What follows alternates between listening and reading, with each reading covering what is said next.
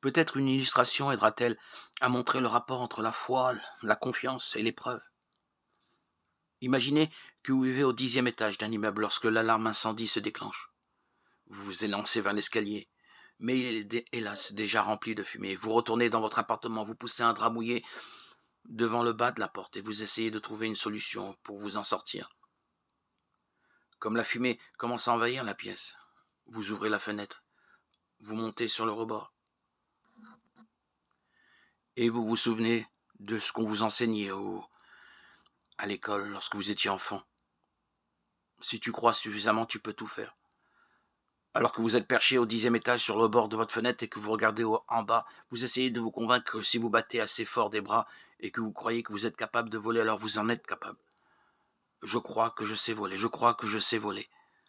Tentez-vous de vous persuader. Mais nous savons tous que, quelle que soit la manière dont vous battez des bras, quelle que soit votre croyance en votre capacité à voler, si vous sautez de ce rebord, vous vous jetez dans la mort. La foi du monde entier ne pourrait pas vous rendre capable de voler. Je soutiens que ce n'est pas le genre de foi que Dieu attend de vous. Ce genre de foi est stupide et peut être risqué pour votre santé. Voyez maintenant un scénario légèrement différent. Votre appartement est enflammé, vous constatez qu'il n'y a aucune issue de secours à part la fenêtre. Vous montez sur le rebord et cette fois-ci, quel soulagement, les pompiers ont déjà déployé une gigantesque bâche.